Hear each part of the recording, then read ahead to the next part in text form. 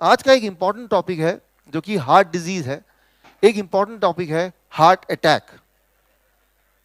कि मान लो किसी को हार्ट अटैक आ ही गया, आपके सामने पेशेंट है, तो अब क्या करना है, व्हाट नेक्स्ट थिंग, ताकि वो अभी रिवाइव हो जाए। अभी आपके पास सिर्फ कुछ सेकंड होते हैं, हाउ टू रिवाइव इट। तो ये बहुत ही इंपॉर्टेंट टॉपिक है। ये अगर नॉलेज थोड़ी सी मिल जाए तो इंसान बच सकता है। वो जान तो बच ही सकती है, उसके पैसे भी सारे बच सकते हैं, राइट। तो वो वाला टॉपिक अभी हम डिस्कस करने जा रहे हैं, heart disease, right, heart attack, वो क्या होता है, कैसे करना है, ऑल दोज थिंग्स जो घर में बैठ के आप अपने किचन को ही अपना हॉस्पिटल बना सकते हैं।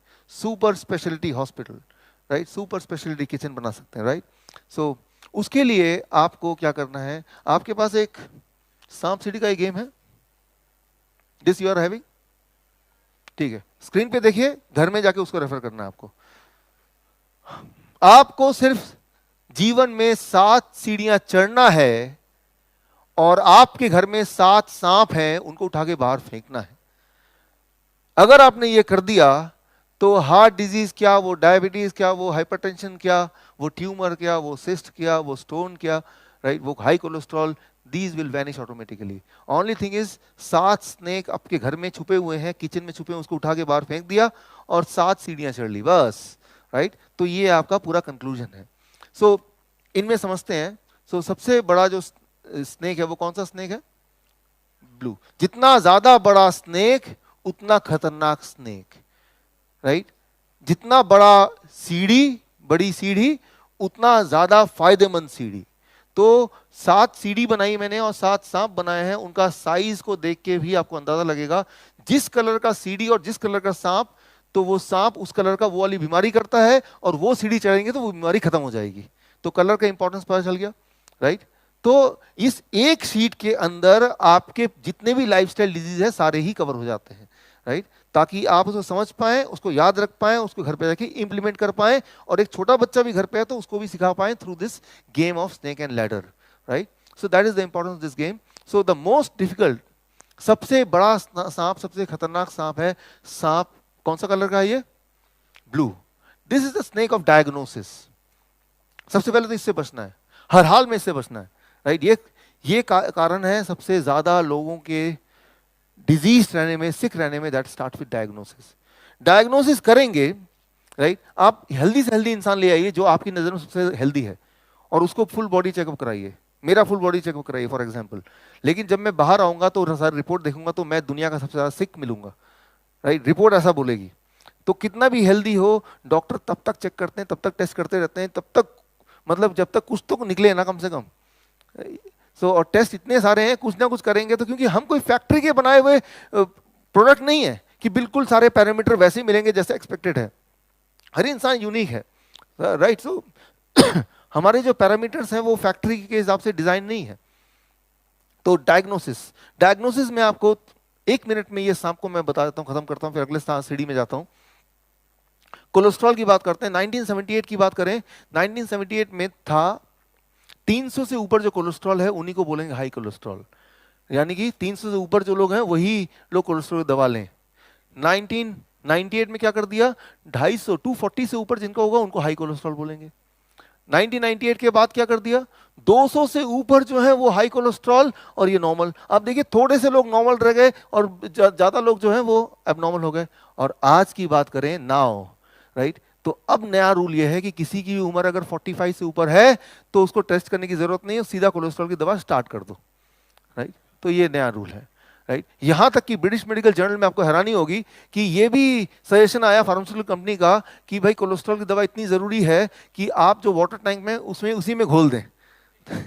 पानी हर एक के घर में आएगा ही, ये एक अमृत है, हर के पेट में अपने आप जाएगा, यहां तक, राइट।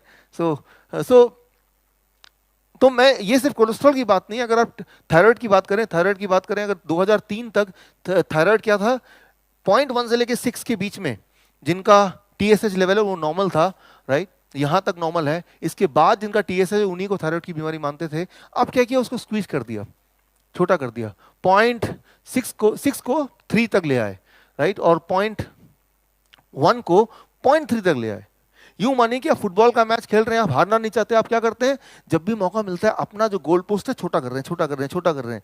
एक टाइम आया गोल पोस्ट इतना छोटा हो गया कि फुटबॉल के साइज से छोटा गोल पोस्ट, तो दुनिया का रोनाल्डो भी आएगा तो आपको हरा नहीं सकता, राइट। तो वही वाला काम हो रहा है मेडिकल साइंस में कि हर बार कुछ कुछ साल बाद, 1 साल 2 साल बाद पैरामीटर और कम और कम और कम और कम, और एक टाइम ऐसा आ गया आज की तारीख में बस वही इंसान हेल्दी है जो कि अपना चेकअप नहीं कराता है। तो सबसे बड़ा सांप से बचना है कि चेकअप वाला सांप से, क्योंकि आपके बॉडी के अंदर वो सारे मैकेनिज्म है जो आपको घड़ी घड़ी बताती है, राइट, कि आप बीमार हैं या हेल्दी हैं। वो पेन से, दर्द से, डिस्कम्फर्ट से आपको बताती है, अलर्ट करती है। Need not to go for those diagnosis, right. So osteoporosis, हड्डियों की अगर बात करें तो उसमें भी आप देखेंगे पहले पैरामीटर कुछ और थे और उसके बाद कुछ और हो गए 2003 में, आज के पैरामीटर और स्क्वीज हो गए। ये हिस्टोरिकली अगर देखेंगे लगातार घटते जा रहे हैं, घटते जा रहे हैं। अब मैं आपको बोलता हूं कि ऑस्टियोपोरोसिस की बात है, 50 साल के ऊपर के किसी भी इंसान को आप ये टेस्ट कराइए, वो उसको कैल्शियम की गोली मिल के ही आएगी, क्योंकि ये जो पैरामीटर बने हैं ये पैरामीटर बने हैं 20 साल के आदमी के हिसाब से। लेकिन 20 साल का आदमी 50 साल का आदमी कंपेयर नहीं कर सकते, राइट, और तो उतना हेल्दी हो नहीं सकता, लेकिन फिर वो कैल्शियम की गोली देंगे ही देंगे। अब देखिए सबसे इंटरेस्टिंग बात, हमने डायबिटीज के लिए कल बात की पैरामीटर्स की, कोलेस्ट्रॉल के लिए आज बात की हमने, राइट, ब्लड प्रेशर की बात की, एंड सबसे इंपॉर्टेंट बात that is AIDS, HIV AIDS, right. HIV aid नाम से ही लोग घबरा जाते हैं, राइट। नाम से इतना लगता है कि नाम ही सुनेंगे तो ही HIV हो जाएगा, इतना ज़्यादा खौफ HIV का फैला हुआ है।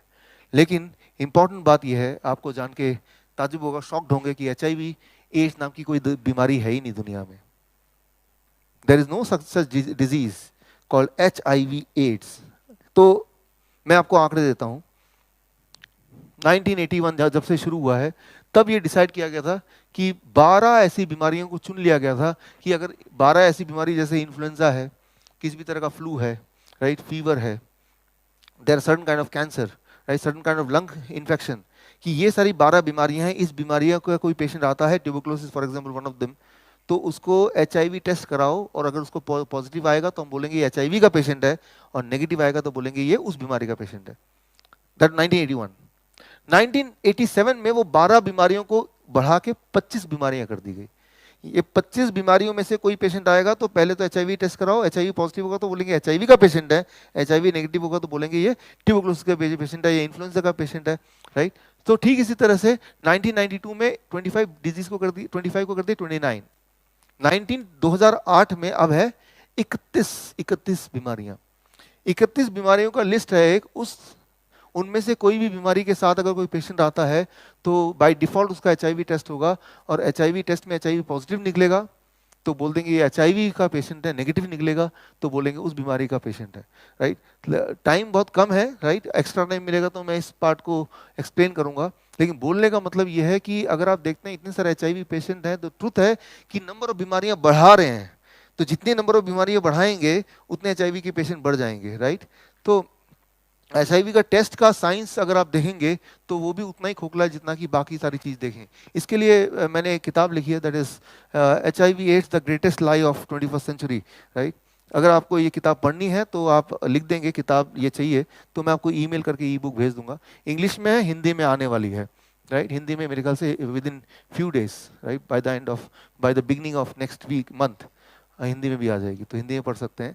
तो एज ए एजुकेटर, जो लोग यहाँ डायबिटीज एजुकेटर, उनको ये नॉलेज से उनको ये पता चलेगा कितना घोटाला है, तो हमें अपना हेल्थ का खुद ही ध्यान रखना है। तो यहाँ मैं बता रहा था डायग्नोसिस, चाहे वो HIV की डायग्नोसिस की बात करें या डायबिटीज की डायग्नोसिस की बात करें, diagnosis is the most dangerous snake around. तो डायग्नोसिस से बचें।